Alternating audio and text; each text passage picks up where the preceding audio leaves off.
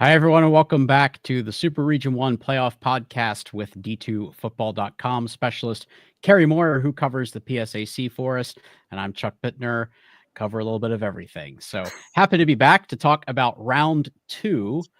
Before we do that, of course, we'll recap everything that happened in round number one. And man, Cary, I said this on Sunday night when we did Inside D2 Football. I've been immersed in this D2 world for about 25 years. I can't remember a round of playoff football as intense as what we had last Saturday. And Super Region 1, of course, was right in the middle of all of it, with all three of our games coming right down to the very end. Two games decided by a walk-off field goal, and then Slippery Rock in a blowout beats New Haven by a full touchdown. Just unbelievable competitiveness across the board in this bracket. So we're going to go to the recap of all the games and a couple other things, but just high level, some of your reactions to what we saw last Saturday. It was incredible. And I know we talked about a little bit, pre-podcast here, trying to watch all the games at the same time, but, worked out well. I had, Slippery Rock, on the tablet, and Cal and ESU up on the TV.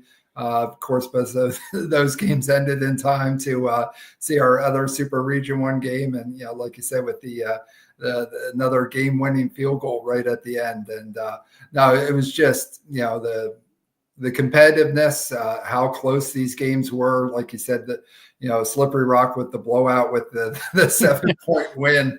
It was just an incredible, Saturday of D2 football.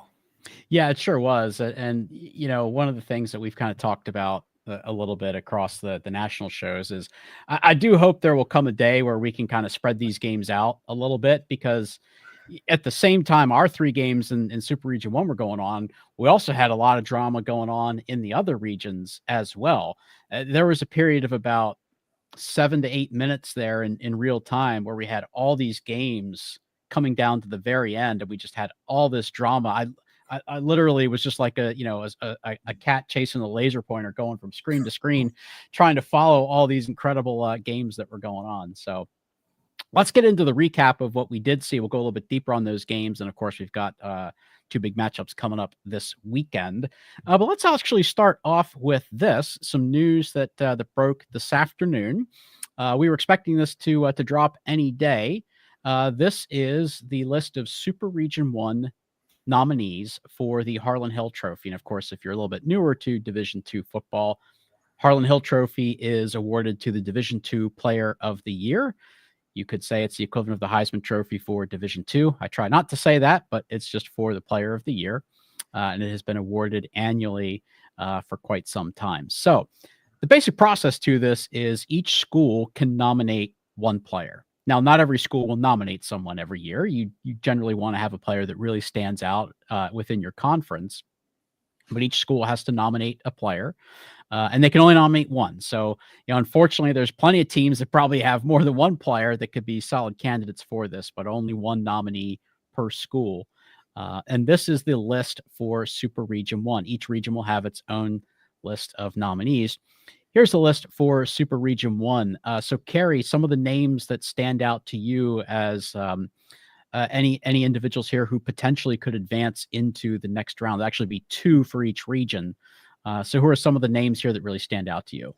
Yeah, just a little preface on that. Thursday mornings throughout the season, get on with the guys down at Panhandle Sports, local station for the Shepherd Rams, and kind of talk about the PSAC. And, they would keep asking me week after week, as far as like, hey, anybody coming out of the PSAC that, has a shot with the Harlon, Hill Trophy, or asking about some of the other guys. And again, I think maybe a little skewed with, recent PSAC person there with, Tyson Bajent from Slippery Rock, of course, with the NFL Bears now. But, when you look at, hey, having four guys here, three quarterbacks, one receiver, from the PSAC, Davis Black from Cal, the offensive athlete of the year, with the PSAC, has his team poised, to go here in the second round. And of course, Braden Long, quarterback from Slippery Rock, Pretty smart dude too. I know a lot of academic honors that go along with Braden. So, we have 2 quarterbacks here from the PSAC that are, still, gunslinging here in the second round of the playoffs. Jackson, Ostrowski from Lock Haven, quarterback, statistical leader, pretty much in every category for the entire PSAC, not just the PSAC East. And, one receiver here, with Maurice Massey from IUP, who was definitely a playmaker. So, having those 4 guys in there, of course, I think some, folks that we expected to be there. So when I kind of was pressed on the Thursday shows, I kind of was going with Wright. I was going with the running back as a potential, pick out of Super Region 1. Yeah, Shavon Wright, without a doubt, is one of the finalists out of this reason. I mean, you can put his name in ink as a finalist out of Super Region 1 for sure. Obviously, they still have to vote on it, but if he's not, then the process is badly broken, because I expect Shavon Wright to be one of the 2 to 3 national finalists and potentially even the winner. He has the best numbers that any running back candidate has had since the last running back to have won it, which at this point was more than a decade ago. So kind of think it's time for a running back to win it again. He's without a doubt one of the finalists. Cary, if you were pressed to pick one other to be a finalist out of this group, who would it be?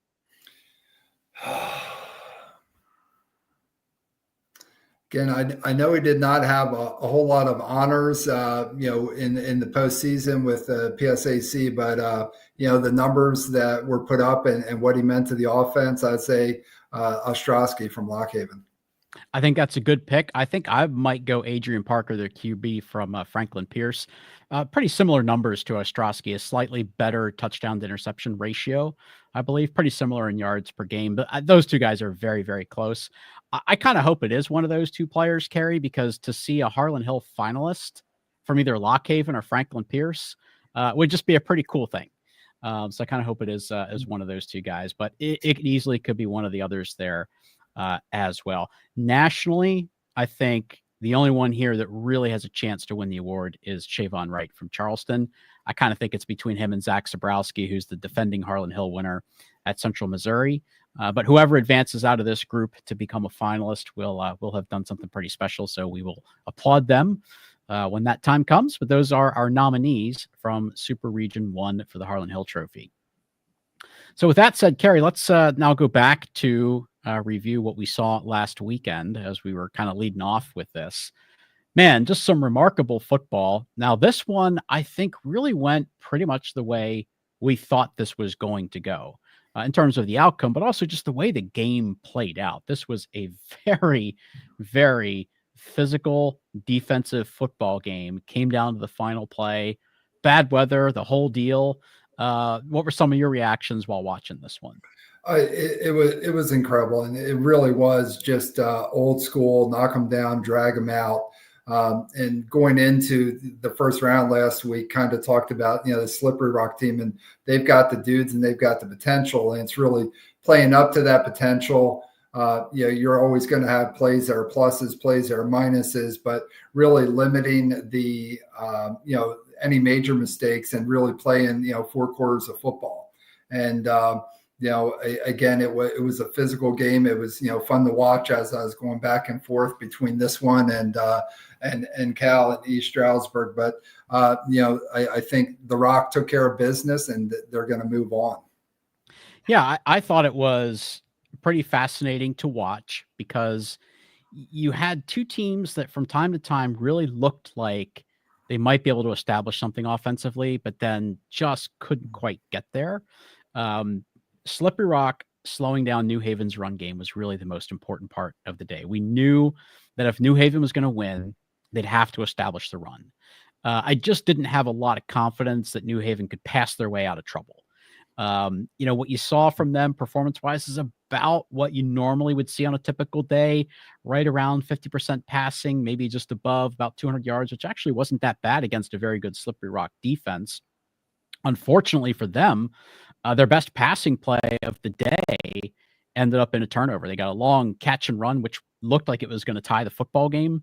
phenomenal play by the Slippery Rock defense to pursue that, knock the ball out of the receiver's hands as he was ready to cross the goal line. Ball went through the back of the end zone. It's actually a turnover to Slippery Rock. So just an absolutely crushing play for New Haven as they were about to tie the game. And Cary, if they could have tied the game there, who knows where this goes? It kind of felt to me like once that happened, Slippery Rock stood a really good chance of holding serve for the rest of the day. But yeah, slowing down their run game and what they're able to do, because they have 3 very good physical runners, was really huge. So let's actually take a second and listen to what Coach Lutz had to say after the game in his post-game press conference. Yeah, man, national playoffs, man. It was literally, the conditions were tough today. It kept raining a little bit. It was a little bit chilly. It was an old-fashioned smash mouth football game, man. And give New Haven credit. They're a good football team. They defensively, they did a good job stopping us running the football. I thought offensively we made some big plays on one-on-one coverage, especially Logan Ramper when we needed to. And then how about the defense? They were lights out today, stopping the run, dominating those guys. That's something that New Haven does well. They're one of the top rushing offenses in the country, did a great job with that. What a performance by Andrew Vince, 14 tackles, getting his first start today. He's been out with an injury. And then Michael Henwood, the play of the game, missed coverage.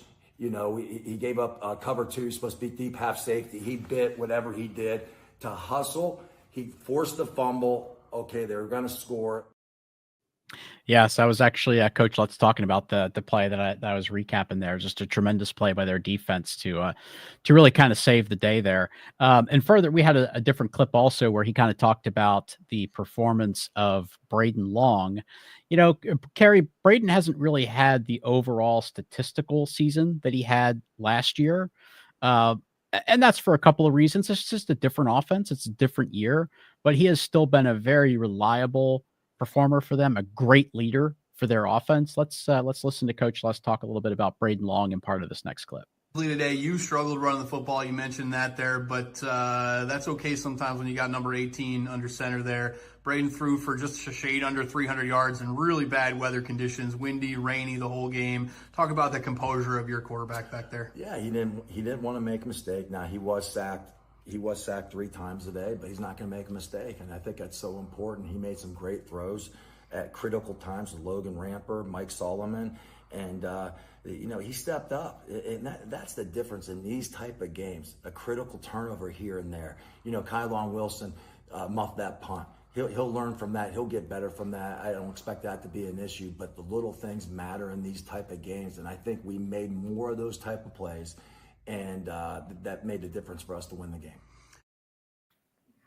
Yeah, I think when you're in these types of games, Cary, when you have the experience of someone like Braden Long, Coach Lutz talked about it. When you're in a 14-7 game, it's going to come down to 1 or 2 plays, and it can be a negative play. It can be a really big mistake. And, the fact that you have such an experienced leader back there in Braden Long, and I know you've seen him play quite a bit over the years.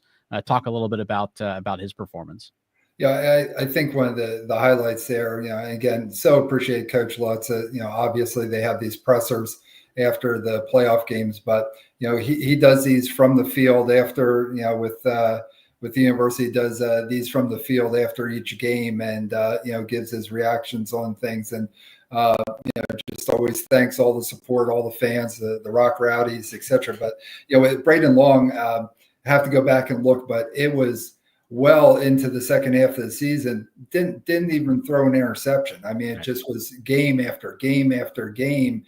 I talked a little bit about, being a great, academic student athlete, but, football smart too. And again, just does not make those types of mistakes. And when you're at this point now, second round of, Super Region 1 playoffs, you need, guys back there at QB1 that are, making good decisions like that. At this point, and we saw how close these scores were, one mistake, could really, end your season. So again, having him back there, and I talked about this a little bit last week too. It's the, again, Slippery Rock's offense, have done it a couple of different ways. Towards the end of the season, saw Braden hit one of those 300-yard games that I think we're more accustomed to. A little shy of that last week, but again, the ability's there. Smart player, not gonna force a ball, not gonna make mistakes. Talking about taking sacks. Okay, so you're not just throwing a fun ball up for an INT, but you're not fumbling and coughing it up either. But again, the potential is always there for him any given Saturday to have one of these breakout games and really just take it over with his arm. Yeah, and Coach Lutz talked about, he was sacked 3 times. That's not because of anything he was doing wrong or even anything that Slippery Rock was doing wrong. That's because New Haven's defensive front is really, really good. Actually, all 3 of those sacks were Devin O'Malley for the Chargers. He was a problem all day long for them. So you got to give a lot of credit to New Haven and how well they played defensively. And I think that's kind of the part of what Coach Lutz was emphasizing there. You're going against a really solid defense. Minimizing mistakes is so important. That was a big part of what they were able to do to get that win. So it definitely was a survive and advance type of victory for them on a tough day, some adverse conditions against a really quality opponent. And they come out of it with a win at home. So we'll talk about what comes next for Slippery Rock in just a few minutes. But let's now go to our next game in Super Region 1. We had Ashland, the GMAC champions, going to Charleston, who was the 11-0 champion of the Mountain East Conference. Cary, this might have been the game of the day. Nationally, of course, a lot of attention on Harding and what they were able to do at Pittsburgh State. Going in, we thought that was the game of the weekend. But this was right there as one of the top games of the entire weekend. Just a real thriller. And when you look at that final, 40-38, it was 14-10 at the half. So it really wasn't playing out to be that type of a football game through the first 30 minutes. But man, the way this one evolved was just amazing. So you had over 1,000 yards total offense combined, both teams over 500 yards. You had 5 lead changes just in the fourth quarter, tons and tons of outstanding individual performances. And of course, it all culminated in a walk-off field goal on the final play of the game. And we do have some highlights that we can roll from field level. Unfortunately, we can't show a bunch of highlights because ESPN owns the rights to all the broadcasts and the highlights. Not really possible for us to go get those highlights and show them here, but let's show a few field level highlights. What you're going to see repeatedly in this, Cary, number 13 from Ashland. That's Tony Panunzio. Talked about him a little bit last week in the preview to this game. He was a monster for Ashland. 14 catches, over 200 yards and a touchdown, and just continuously coming up big when they needed to have a play. The ways they were able to create space for him, really incredible. They were very creative with their routes. And of course, they've been like that throughout most of the season, but really creative with the way they were able to get him in place. And I mean, Eventually, the quarterback just had a career day, over 400 yards passing. He and Panunzio just had a connection all day long. It just seemed like every time they went to him, that it was available. But there were some other guys there involved as well. So just an incredible performance by Ashland. For their part, Charleston did what they're known for doing. They also had over 500 yards. Shavon Wright had over 200 rushing. I think he had about 228. But it did take 42 carries for him to get to that number. So it comes out to 5.4 per carry. That's pretty good. But you can withstand that when you're making things happen with your own offense. And that's what Ashland was able to do throughout most of the day. So I thought what was really kind of interesting about this were just some of the ebbs and flows throughout this game. You know, Ashland actually started with a 10-0 lead. And then they kind of forced Charleston to play from behind, which was not familiar territory for them this year. They weren't behind very often this year. Typically 11-0 teams don't play from behind very often.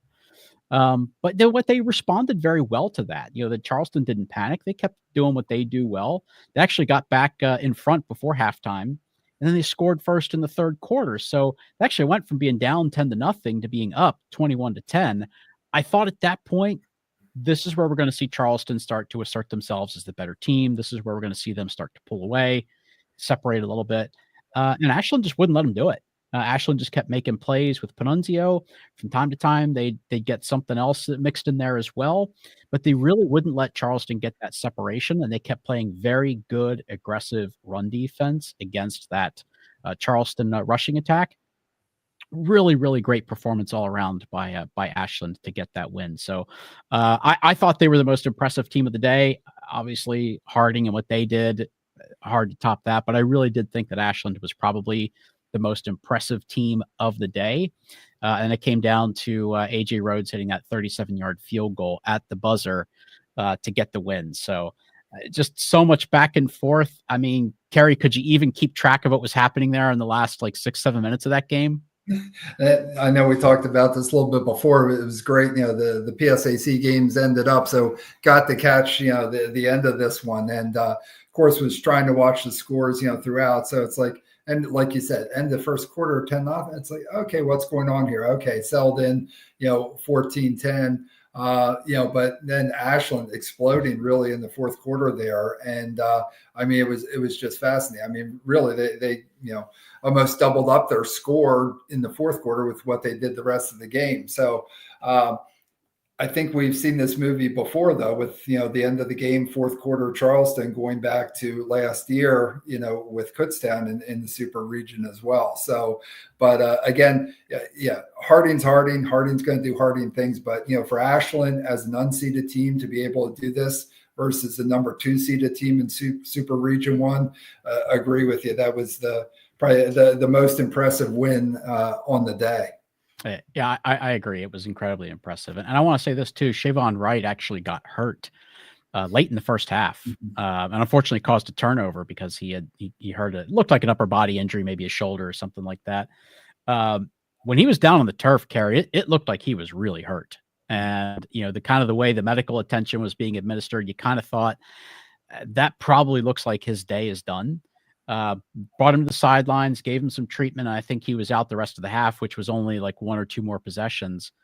He came out and played the whole second half, and he took a whole lot of carries. So he was playing with something that was bothering him. The fact that he was able to carry the ball 42 times.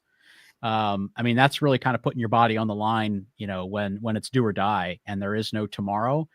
So the fact that he was able to do that is also really, really impressive. I didn't think Charleston played badly. I really didn't. They had a couple of critical mistakes. They cost them two really, really costly turnovers. And they did struggle with Ashland's passing offense. They just never quite figured out how to get a handle on Panunzio. But other than that, I didn't think Charleston played badly. I just thought Ashland played really, really well. And on this particular day, they were the better team. So they get out of there with an incredible, incredible win for the Eagles. So we'll talk about their matchup coming up because they will be heading to California. And Cary, I think also this one pretty much went the way we thought, because when we made our picks last week, we both really waffled on this. It's like, well, I don't really know. We're not sure which one I want to pick. Well, I guess we were kind of proven right, because it came down to a tie ball game at the very end. And then it's just one possession. Whoever had the ball last got the win. But I kind of thought early on, it looked like East Stroudsburg might be the better team. And even through, the half when it was, they were ahead, even when Cal came back and tied it, I kind of thought East Stroudsburg just looked like maybe they had a little bit more going for them. So I thought it was a real credit to California here to be able to gut this out and get the win. But another fantastic game. No, definitely. And, I think it's kind of what we expected. And I know watching the broadcast, it was mentioned a couple of times of, this may come down to whoever has the ball last, and it did. But again, it was, I thought it was a great game. I think there are some takeaways here kind of talk about leading into this week coming up. One of the things that was, I kind of took a look back at. So again, we talked about this a little bit last week with, KU's defense kind of overshadowed their offense a little bit, both very good. Same thing with East Stroudsburg with their dynamic offense kind of overshadowed, very good defense, but kind of took a look back and looked at, Cal, and, it kind of looked at, the big three, their first teamers in the PSAC West with, Of course, Davis Black at quarterback, Boyd at running back, and Willis at receiver. And I thought maybe, with the amount of points they put up, there'd be a big discrepancy of, in the stat lines for those three guys in the game versus East Stroudsburg versus back when they lost the PSAC championship game to Kutztown. And the numbers weren't really that different. I mean, for Davis Black, 2 rushing touchdowns, in each of those games that I talked about. Boyd had, 48 yards on the ground against Kutztown, 77 against East Stroudsburg, did have a touchdown against East Stroudsburg.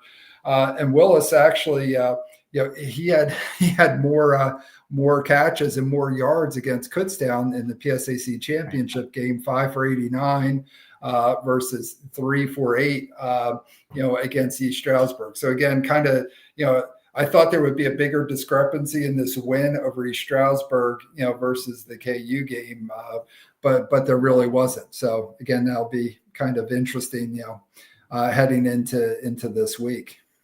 Yeah, and I thought it was a really tough loss for East Stroudsburg. They were in the lead for most of this game. I think there was a short period there in the first half where Cal was ahead, and then that was pretty much it until that last play of the game for Cal to be in the lead. So pretty tough loss there for East Stroudsburg in a game, but they played very well.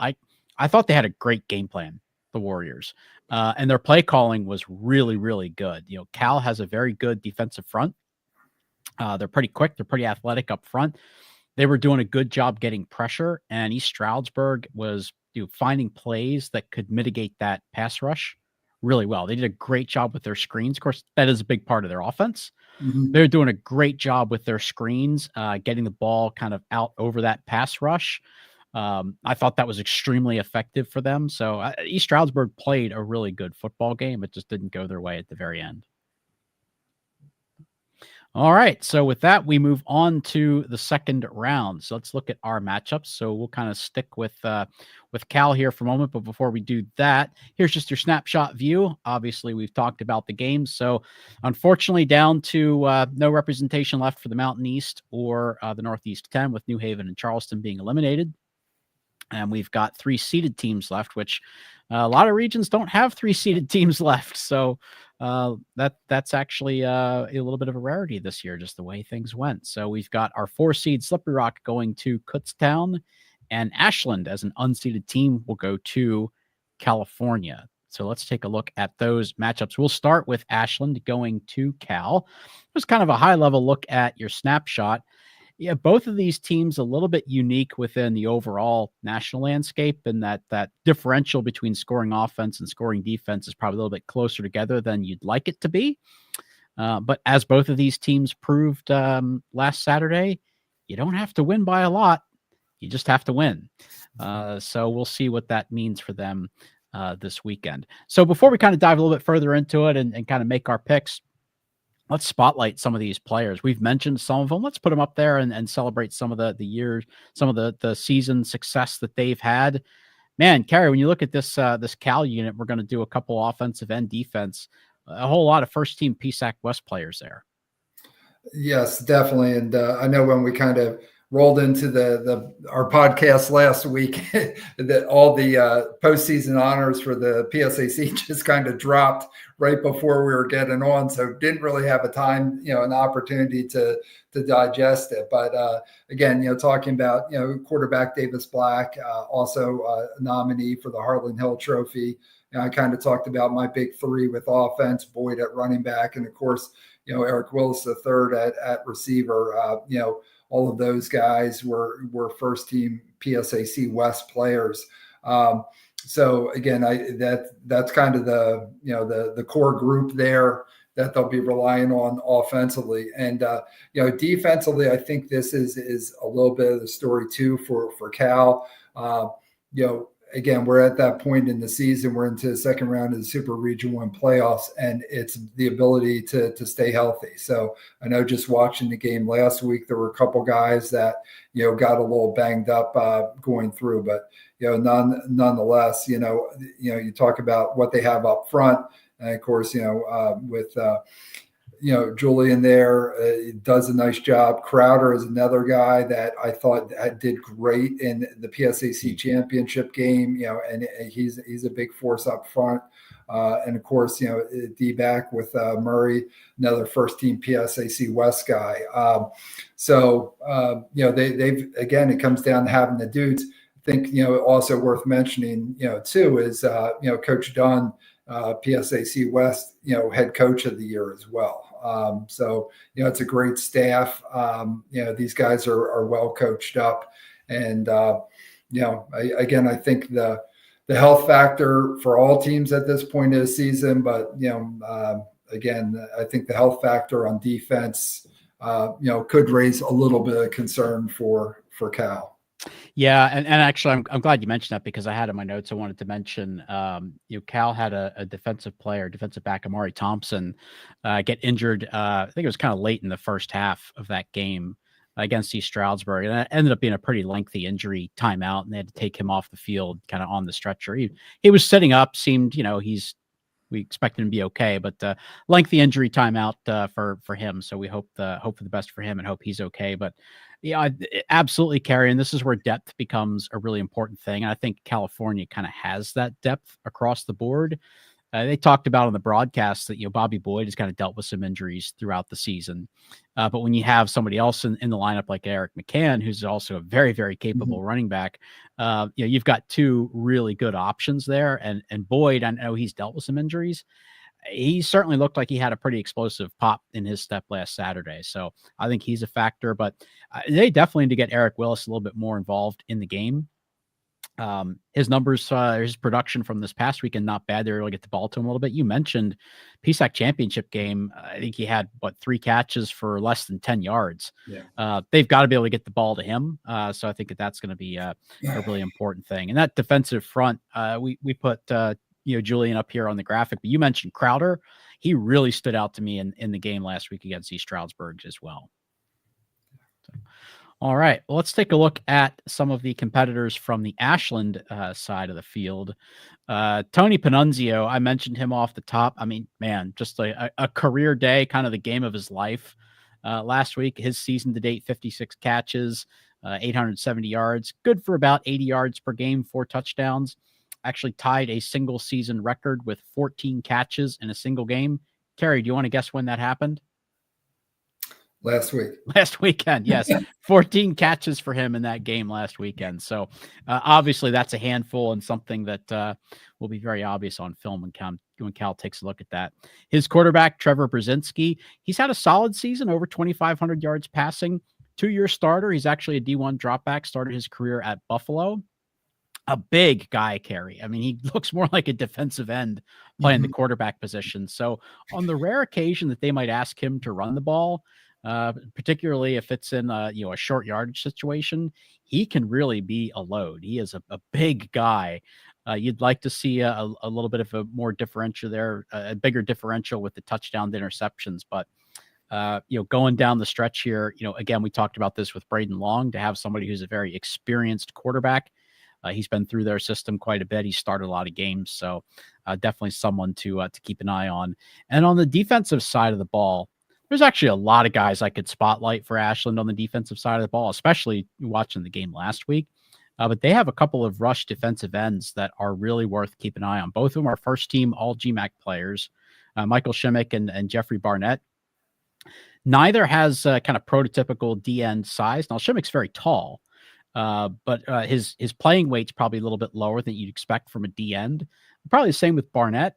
But what they sacrifice a little bit, maybe overall size, they kind of make up with in their speed and their pursuit to the football.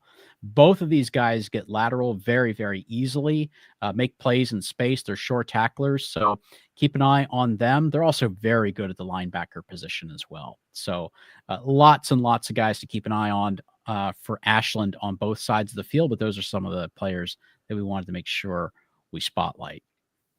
So as we look at the matchup, here's kind of the stat comparison for both of these teams.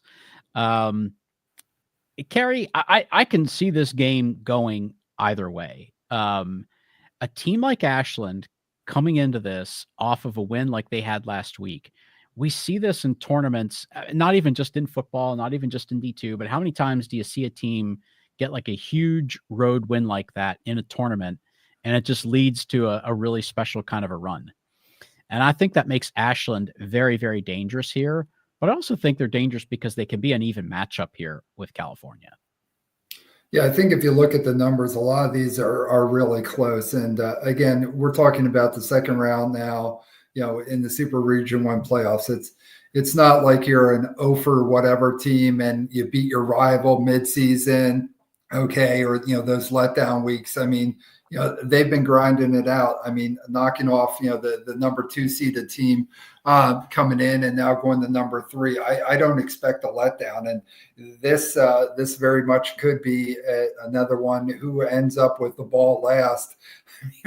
We saw what both of them did, on the last play of the game last week.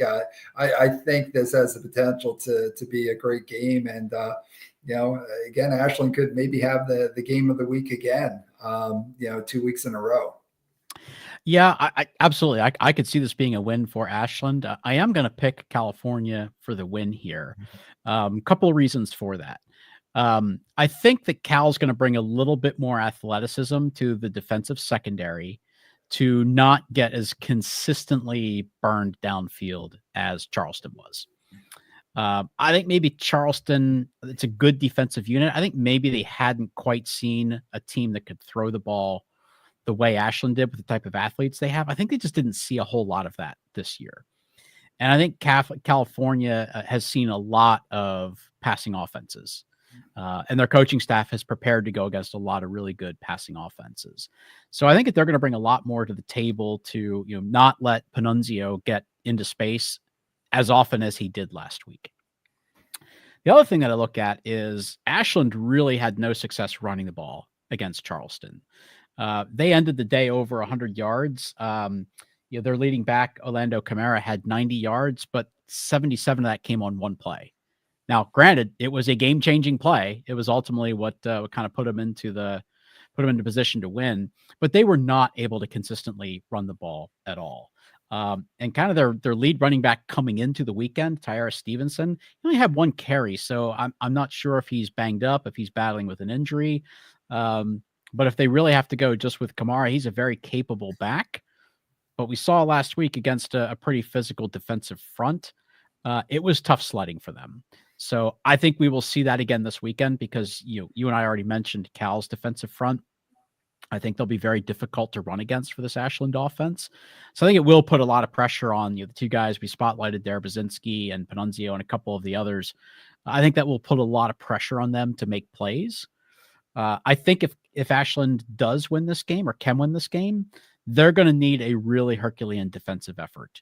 Now we talked about how they played against Charleston and the strong running game that they have. I think that they're capable of it, but I think that they're going to have to keep this pretty low scoring at least most of the way. Yeah, and I think, and of course, I always gravitate up front, so definitely, agree with the things you're saying. Same thing though when you look at Cal and the defensive backs. They have 2 first-team PSAC West D backs there, so hopefully they help keep that Ashland passing attack that we saw last week in check.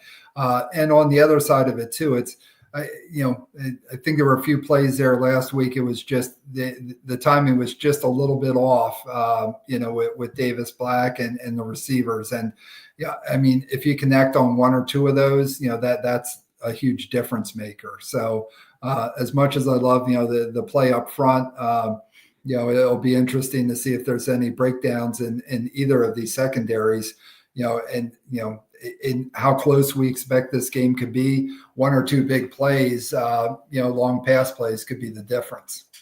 Yeah, and I'll be really curious to see what Ashland's defensive game plan looks like as this unfolds. They run blitzed very aggressively against Charleston, which was a great game plan because that's what Charleston's going to want to do. They're going to want to come right at you, and Ashland played it very aggressively. They went right at them too, so they run blitzed very, very aggressively and very effectively. I don't think you can do that quite as well against California because they have the bodies to make you pay for that. So if they see that they're going to consistently try to do that, Cal has the weapons to make you pay for that. So I'll be very curious to see what Ashland's game plan looks like for Cal's offense. So just a couple other names I want to mention because I mentioned Panunzio a lot. He's not the only offensive weapon that they have. Actually, Jamari Kroom leads them in touchdown receptions. He also had one. So he's a big threat. And actually, Brock Henny, the big tight end, was a big player at Charleston as well. So it's not just Panunzio that Cal has to account for. There's lots of other weapons out there as well. But to put my pick on the board, I do think it's close. I do think this is another really good game, but I'm going to go with the Vulcans to make their way into the regional final. How do you see this one? I'm going to go with the Pennsylvania Vulcans as well. And again, Guy, give some love to those guys up front. I know we talked about the defensive front, 2 first-teamers, offensive linemen as well in the PSAC West. But yep, I think we're going to see Cal go on to the next round. All right, so we're both picking Cal, but hey, we also did not think Ashland was going to be in this round. So we both picked Charleston last week. So we know that they're capable of it, and we're going to look forward to a great game this coming weekend. All right. Well, Cary, let's go on to Slippery Rock at Kutztown. Now, these two teams played twice last year. 2 fascinating football games. I know we watched both of those. So we had the PSAC championship game at Kutztown, which was a game that played out in ways we did not expect. And then they actually did meet in the regional final a couple of weeks later at Slippery Rock. Kutztown won both of those games. We'll get into the matchup here in a second, Cary, but just high level, I got to think Slippery Rock is just chomping at the bit to play this game. Definitely. I mean, and again, it's a new year, new season, some new dudes, but after, again, conventional wisdom, it's hard to beat the same team twice, in the same season, especially when you're talking about last year PSCC championship and then in the Super Region 1 playoffs and KU did it twice. They definitely they are they are ready to go, and it was quite a drastic change of what we had seen out of Slippery Rock all last season to what happened up at Andre Reed Stadium last year. But I think Coach Lutz and his guys are going to be pretty jacked for this one. Yeah, I've never really believed in revenge games because I just don't think you can make up for a prior result.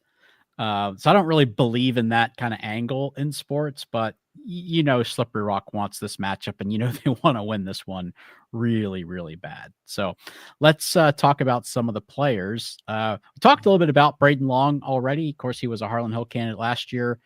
Went through some of his numbers and we've talked about him.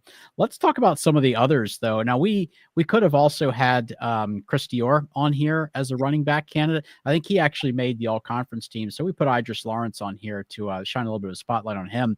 They've actually had very similar numbers throughout the season. Idris was actually a transfer from Notre Dame College who unfortunately no longer exists as a football member. Much to Rock's benefit. On the defensive side of the ball, again, Cary, I know we both kind of like to look at what's going on up front.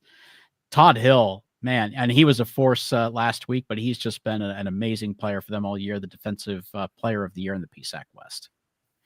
Yeah, so definitely, again, offensively, Braden Long, just, very, very, football smart, is going to protect the football. And it's going to do a great job. You talked about Dior, really last year, Slippery Rock had a 3-headed monster, with running back, but having Lawrence and Dior, who was, all conference at running back, it's great to have, those two guys. And again, Todd Hill, the defensive player of the year in the PSAC West, just an incredible year. And Munchie Johnson, you got it there, the stat there, 4-year starter. I mean, he's just been a consistent force. He was making plays last week as well, for the Slippery Rock defense. Again, talked about last week, talked about last year, of course there's, you got to stay healthy and execute the game plan, but it always comes down to having dudes. And, those 4 guys that you have up there are definitely dudes. All right. And there's lots of guys we can talk about. But we wanted to put a few names and faces up there to celebrate these guys and the seasons they've had, the careers they've had. And let's do the same on the Kutztown side, because we actually haven't really been able to talk about Kutztown a whole lot since they had the first round bye last week. So this is actually going to be their first playoff action this season. So we'll get to the guys on the defensive side of the ball, Cary, because I know you've seen Freddie Redder and think very highly of him. I'll just say we really wanted to make sure we represented some offensive linemen in this group, because I think you and I both believe everything starts up front. Offensive line is just incredibly important. Kutztown has a whole bunch of really good offensive linemen. We could have picked any number of, or from any, probably one of their starters to just kind of acknowledge that group. We went with Adam Case. He's a first team all PSAC East, and also he's on our Elite 100 watch list. So wanted to make sure we represented their offensive line. But tell us a little about the defensive players, and then we'll talk about Judd Novak, the quarterback. Okay.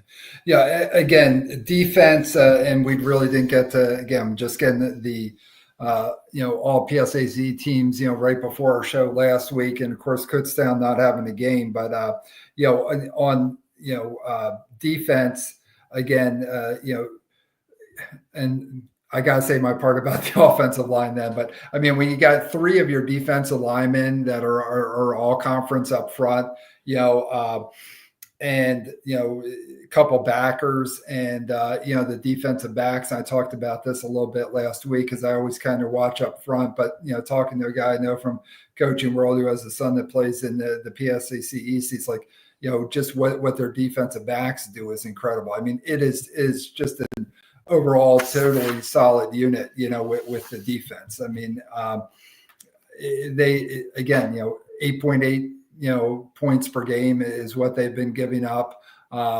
They're just solid. They can shut down the run. They can shut down the pass.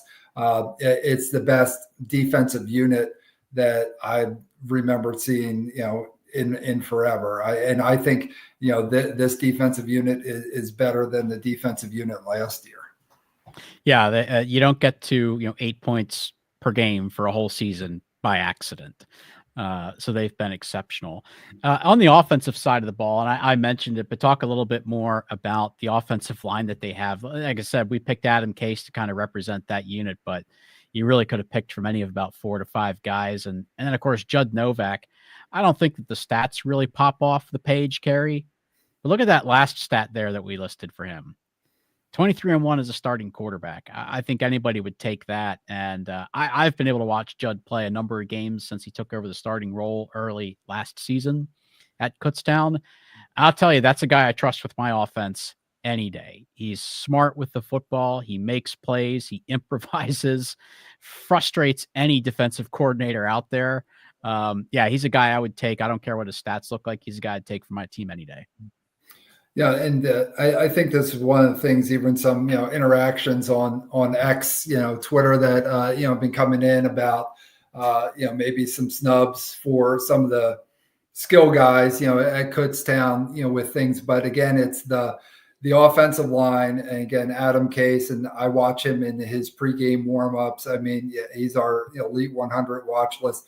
He's definitely legit. But again, so Judd Novak, he doesn't have to win the game himself. When you look at, the championship game, Stewart, the running back, who was the championship game, player of the game, and, Burkhart, who is a running back there. Again, a big dude, more physical, but, comes out of the backfield, catches passes. Ravenhill was a little banged up at receiver, Makai Gibson stepping in. But there's a whole host of players that are involved in the offense, and Judd Novak does a great job of really kind of spreading the ball around, and the coaching staff does a great job of getting different guys involved as well. But the offensive line, again, this is just incredible to me. You have 3 of your offensive linemen first team all conference, and the other 2 guys are second team all conference. So all 5 of your offensive linemen are all conference players, 3 first team, 2 second team.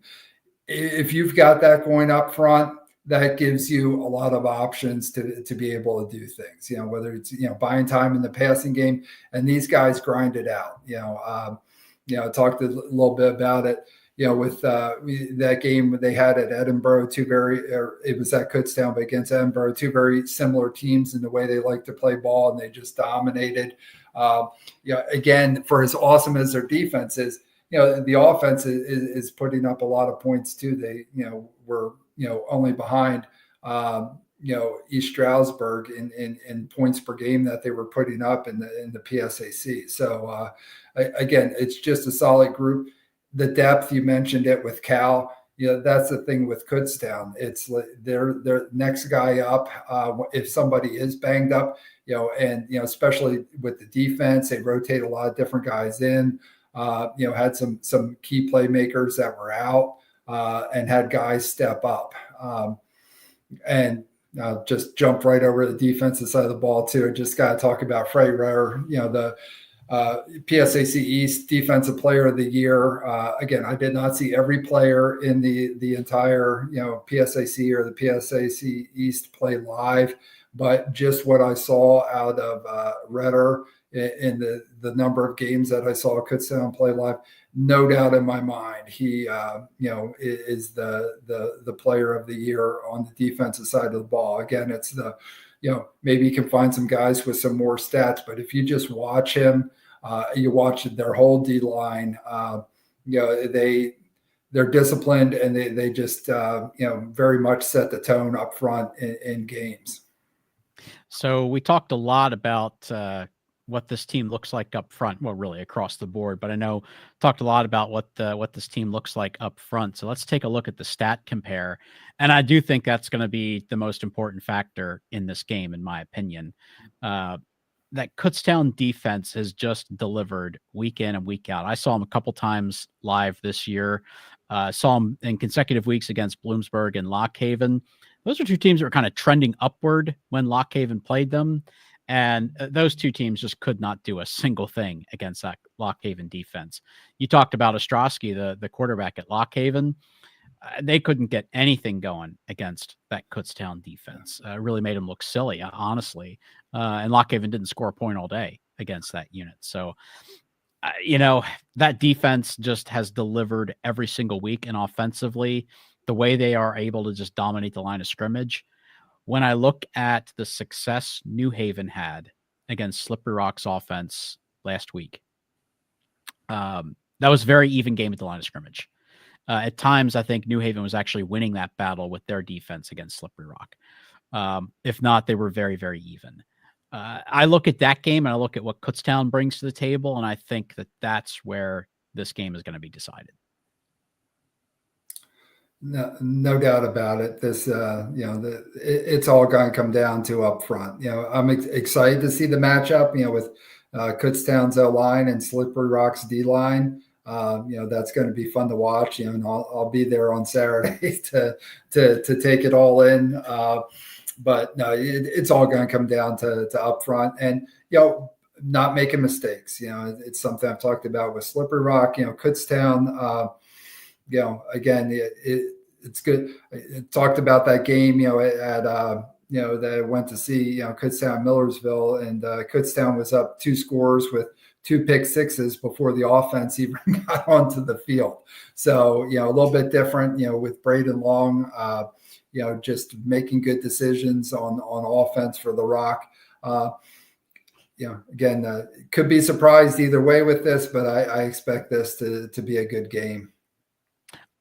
I think it's a good game too. I know some of my peers on Inside D2 Football think Kutztown's going to win this fairly comfortably. I could see that happening, but I don't think that's how this is going to play out. I think Slippery Rock brings enough to the table. They know Kutztown very well. It's deep in the playoffs now. I do think that this is probably a 1-score game, but I do like Kutztown for the win here at home. Who is your pick in this round? I got to go with KU. I'm kind of, with as much as I've seen them this year and just what I've seen, in person with just dominating opponents. It's kind of, ride or die with Kutztown here. I think as long as they're in the playoffs. So going to go with the Golden Bears. All right, so we're both picking a rematch of the PSAC championship game for a second year in a row in the Super Region 1 final. But we'll see. Slippery Rock and Ashland will still have their say in this. Looking forward to both of these games on Saturday. So, of course, we'll be here to recap everything Sunday night on Inside D2 Football. The crew will go through all 8 games being played. Any other miscellaneous news that happens, there's some coaching changes. We'll talk about Harlon Hill candidates, so you can catch all that on Sunday night. And then Cary and I will be back middle of next week. We'll circulate the date and time for that. We'll talk about our regional final, see if our picks were correct. And we'll be back to break down the regional final and get us set for the stretch run here in the Super Region 1 part of the bracket. So thank you to everyone who joined live. I see some of the comments. Saw some friends checking in, saw some of the regular viewers of Inside D2 Full checking in, Inside D2 checking in as well. So appreciate everyone who tuned in, and for everyone who's watching on the recording, make sure you join us live next week. So we'll make sure we'll throw you up on the screen and see who checks in live. So for Cary, I'm Chuck. Thanks for joining us, and we'll see you again next week to talk about the regional final in Super Region 1.